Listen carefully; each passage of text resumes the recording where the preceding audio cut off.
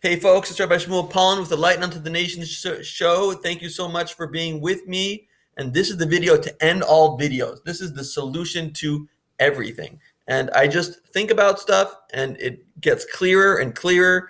And now it's as clear as it's ever been. And I'm not even going to ask you to like this video or subscribe to this channel. I'm going to ask you to just share this video with someone you care about because I think it can make huge breakthroughs in their life when they know the solution to everything. And it's not because I'm so smart and I have a trademark on the truth. I think I know everything, but God has a trademark on the truth. He revealed himself to 3 million people a couple thousand years ago, and before Moses and philosophers and beggars, and everyone saw God together. And one thing that God wanted you to know is that he is one.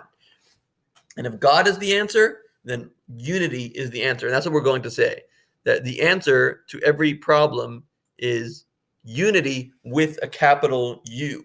So let's give some examples, and then we'll dive into how this unity with a capital U is applied to every aspect of life. So first, let's take the example of a game. In a game, one player wants to defeat the other player. And that's the first kind of unity. The winner takes the loser, the chess player checkmates the other player, and it's over. That side has won. So that's the lower kind of unity, and it's not pleasant for the one who lost, and even for the one who did win, they get kind of an ego about it, and it's not ideal for either party. Then you realize, hey, it's just a game. Now, this is unity with a capital U. It's just a game, just as much for you as it is for me. It is only a game. But at that point, you might not play very hard because you realize it's only a game. But no, if you really think about it, because of the fun involved, the enjoyment involved, you will actually play your heart out. It's like having the arcade give you an extra round without putting in a token, and you just enjoy that game as much as possible, and you play as hard as you can because it's enjoyable, because it's fun, and because you enjoy the competition. But you don't hate the opponent. You don't get an ego about it, and you don't get upset about it when you lose because it's all just a game.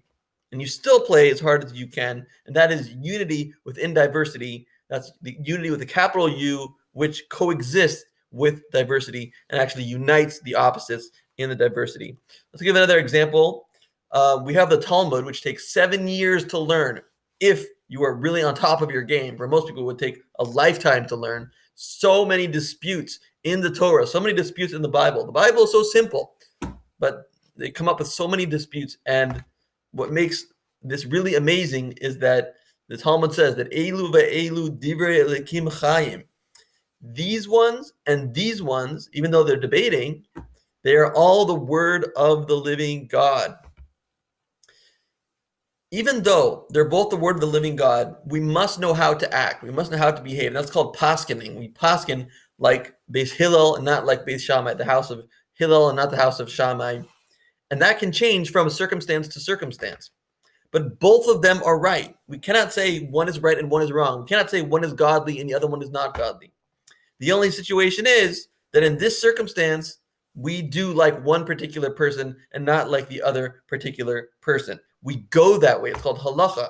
The halacha decides on these disputes and tells you which way to behave in your generation. And halacha can change from generation to generation.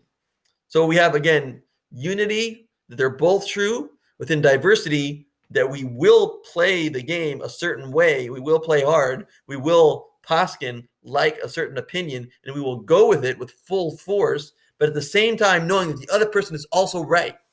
It's just a game. They're both right. That's how the Talmud works. Now, let's take this concept of unity with a capital U that we realize with a game and we realize with the disputes of the Talmud and apply it to other situations, other aspects of life. And let's start with personal development, my personal favorite. And we have in personal development a school of thought known as the law of attraction, which is you should dress the way you're going to dress when you're successful, and you should talk the way you're going to talk when you're successful. You should expect the best for you, and then you will attract the best into your life. That's the law of attraction. But what that really is, if we could just break it down, is high expectations. High expectations. You're expecting the best will happen, and then if it doesn't happen, you're disappointed. That's why many people are disappointed with law of attraction products. But I have a product that will make everyone happy, and that's at theoccultsecret.com. But we have high expectations being taught. And then we have low expectations being taught, which I often promote. If you have low expectations, then when you're whatever, no matter what happens, you will be happy because you weren't expecting much. So whether you got the yellow bike or the red bike, you had low expectations. You weren't expecting any color. So whatever color you got is going to work for you. So what's the answer? What's the unity with a capital U?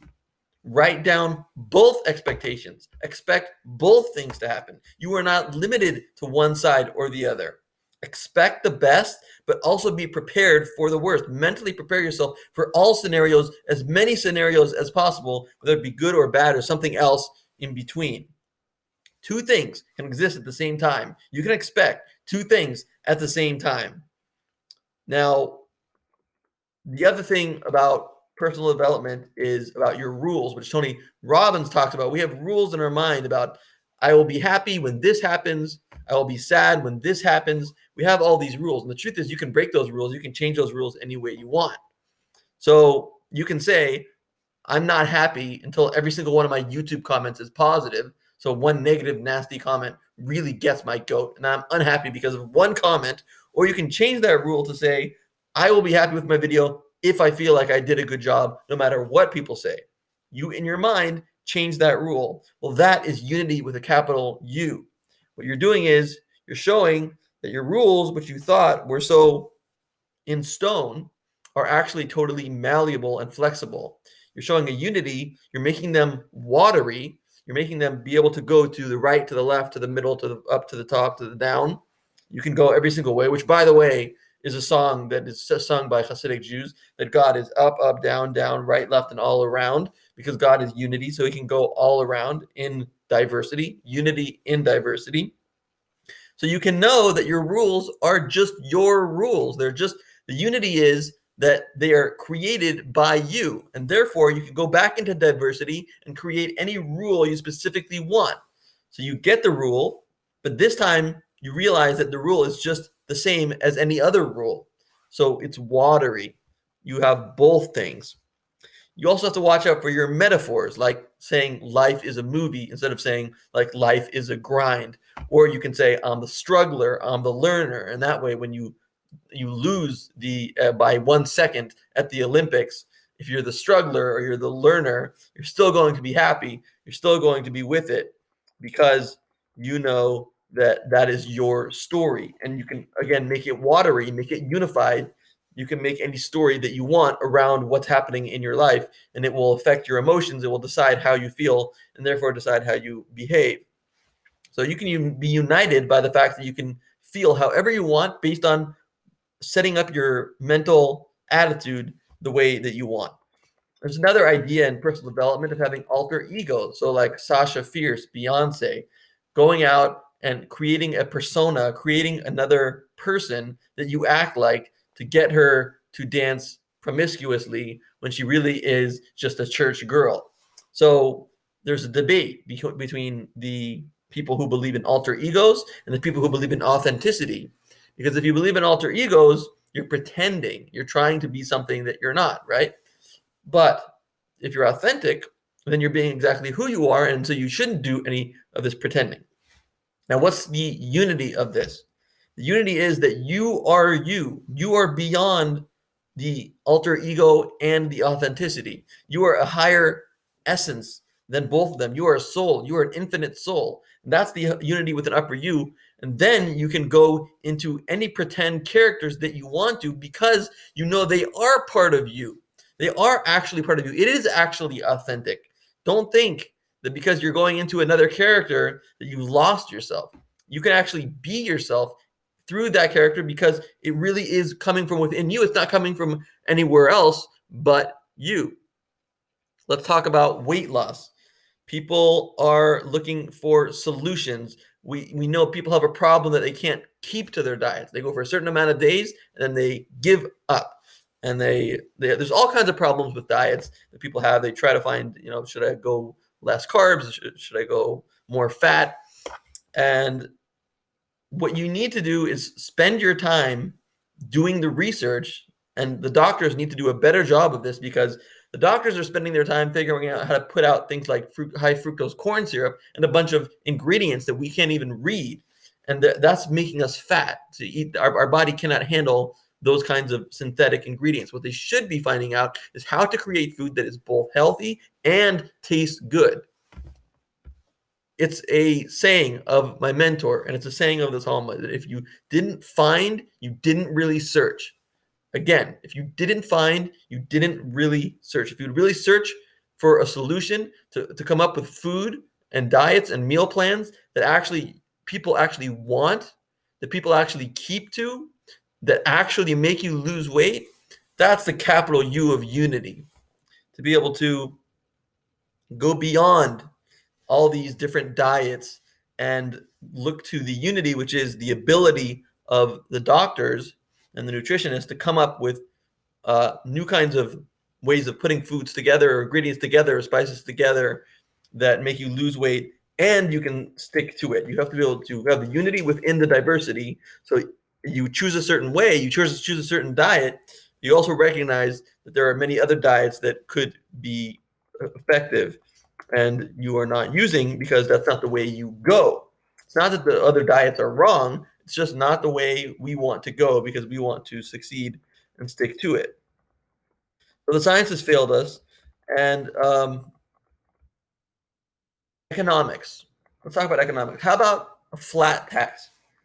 I'm not an economist, but it seems to me that the IRS code and the delinquency of people paying their taxes would be a lot more simple if they just had to take a simple 10%.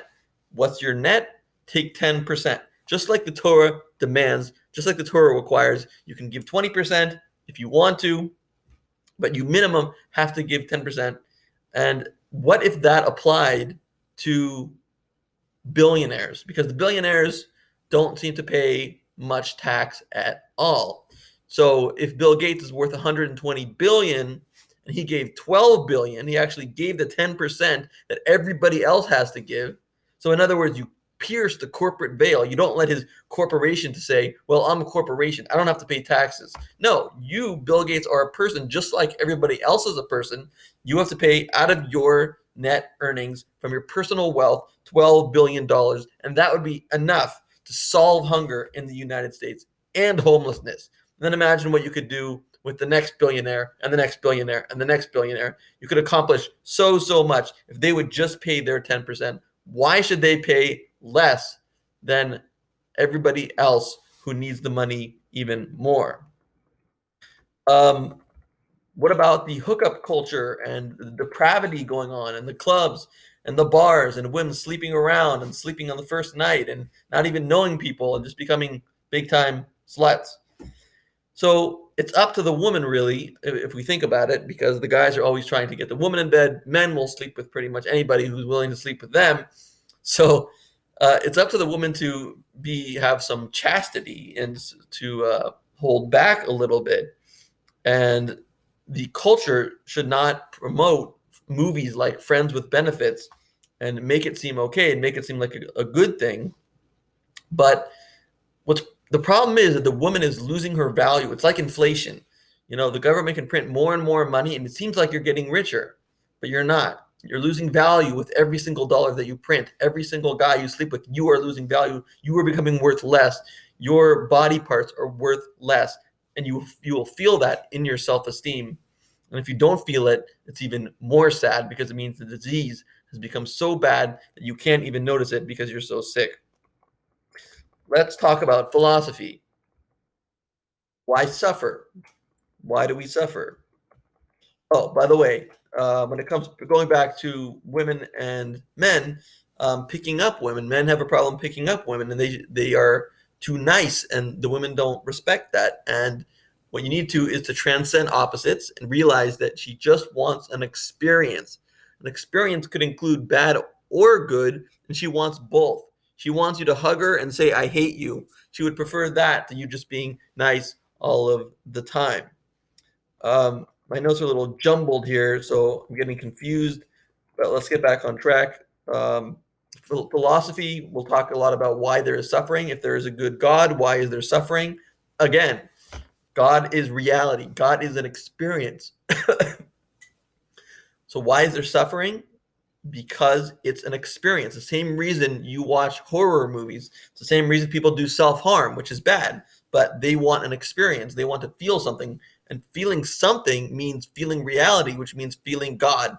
It means feeling closer to life, to God, to your life source. So everybody wants to be closer to their life source. So therefore we have bad and good, just like the woman wants bad and good. So we have suffering and positivity because that is what makes the experience that much more rich. We want a rich experience. So we want horror movies. We actually want that.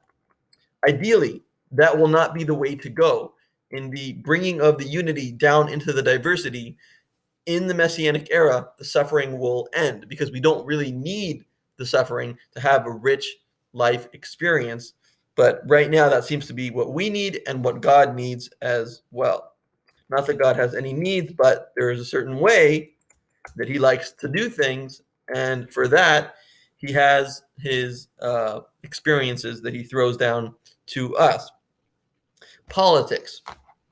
A liberal, the whole idea is to innovate and to be on the cutting edge, to constantly improve.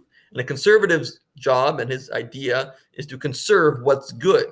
Why do those two things contradict? Why can't you be innovating, looking for more good, while conserving what you already have that is good?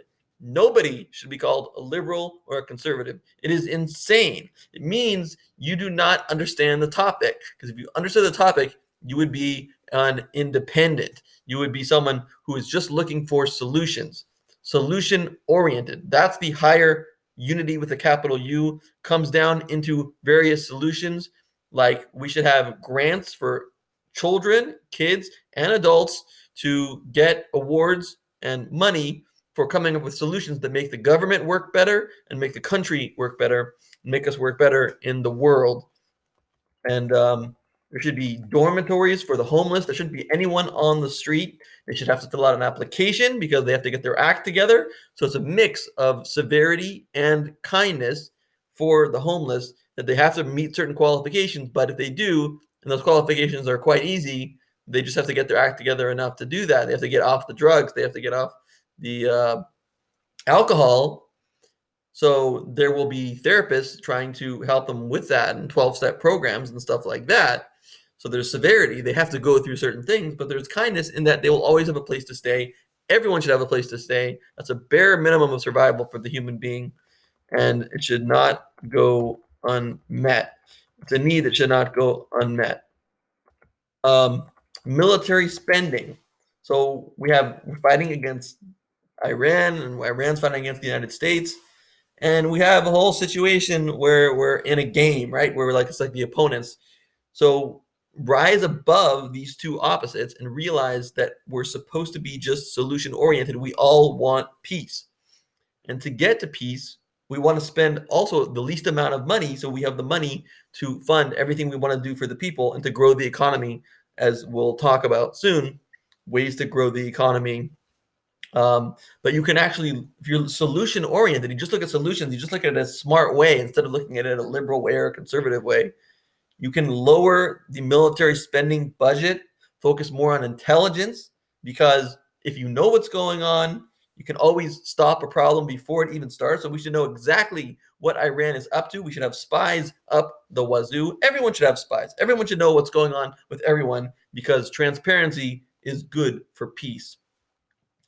You stop problems before they start and use science to make weapons that are more powerful and cost less.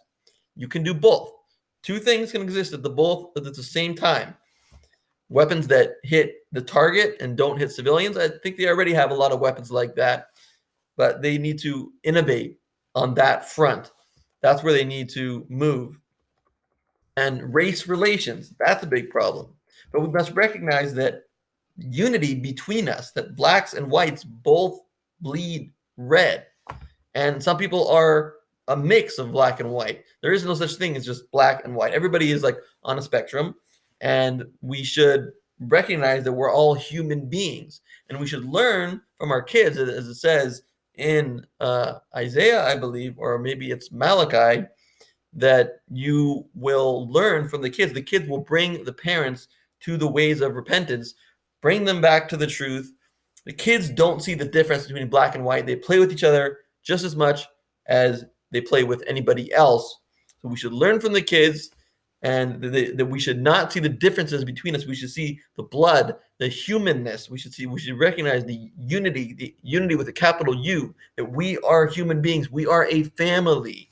Once we recognize that and we accept that, there will be no more race relation problems. What about the problem of the constant, this is again a philosophical problem, why do bad things happen to good people?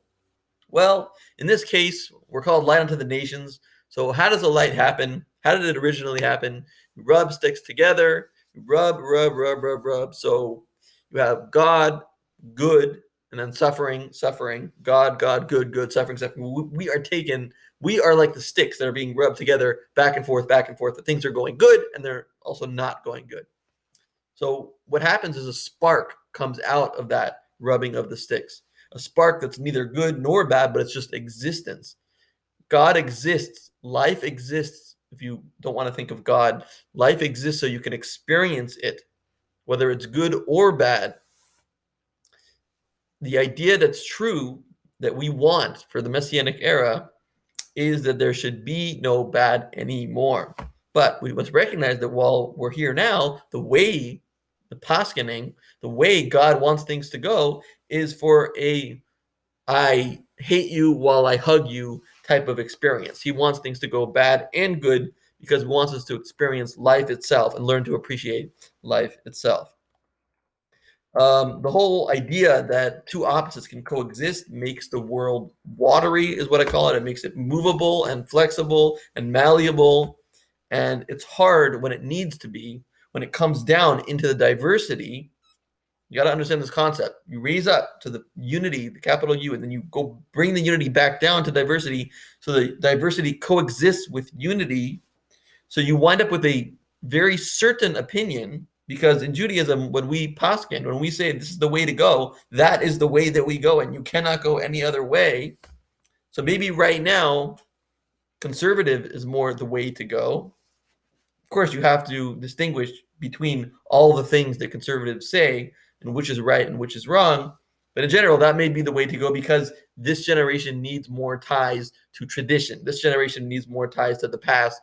It's becoming off the rails with its innovation. And as you could argue, and it's not even an argument, that transgenderism, changing your sex or dressing the opposite way, cross-dressing, is not okay according to the Torah. So we know that that is not okay. That's not the way that we go. We understand it. We appreciate it. We know why you need to do it. We know it's real, but it's not the way that we do things.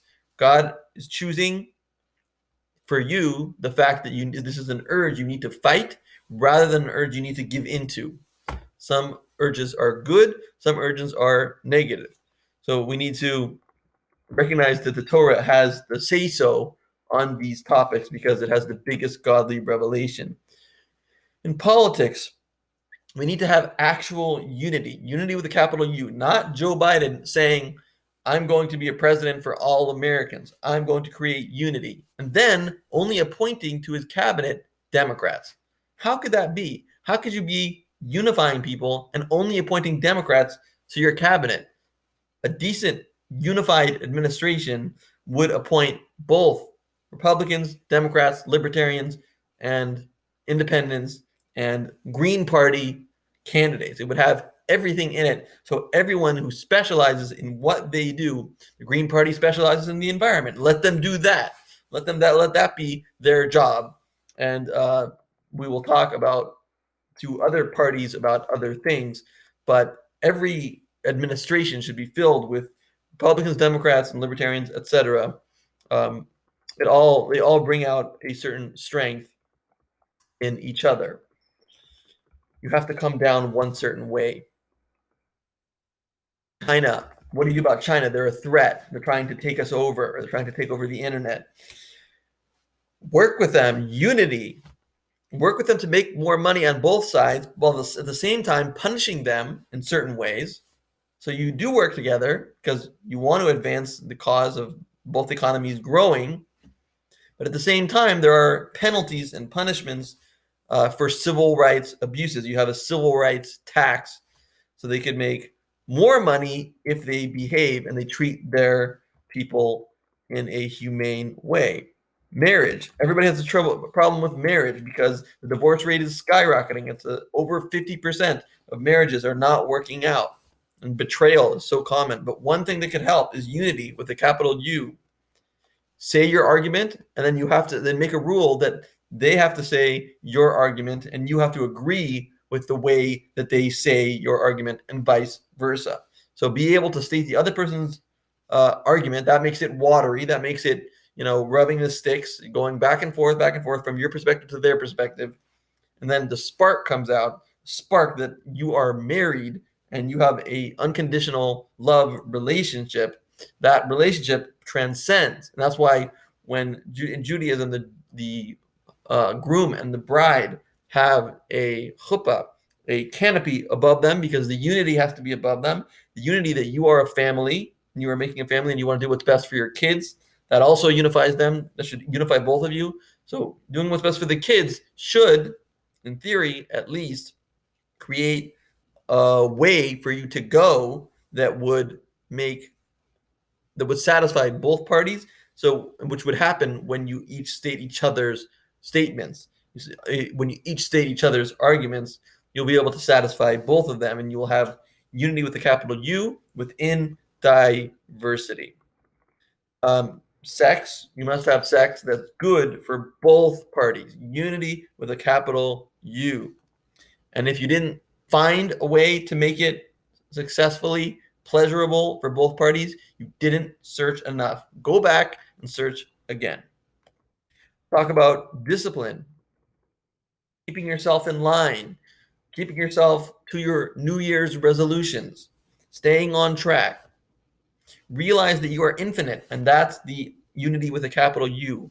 That means you can do anything you want to do. There are no limits on you. That you are not limited by the past. You are not limited by the future. At the same time, you can take what's good from the past and good from the future, which is the fact that you have done this before in some small sense, so you can do it again in a larger sense because it's the same thing. That's the unity.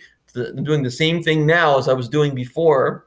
It's not new. I'm just building on the past, and be like the liberal and the conservative. Innovate and also take what's good and keep that in place, and innovate at the same time.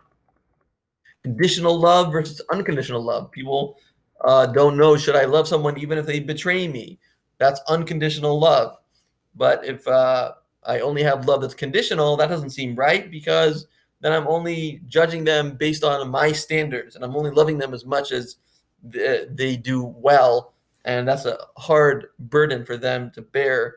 You're putting a lot of pressure on them to do well when your love is so conditional. And kids don't like conditional love. They want to be hugged and know that it's okay no matter what happens. Do both. Do conditional love and unconditional love. Unity with a capital U. Be there for them when they fall, and also motivate them and push them until they reach the highest heights. That's called being a real man or a real woman, not somebody who's one-sided, not someone who's just conditional or unconditional. Do both. They're both right, and they're both one thing. They're both just being good.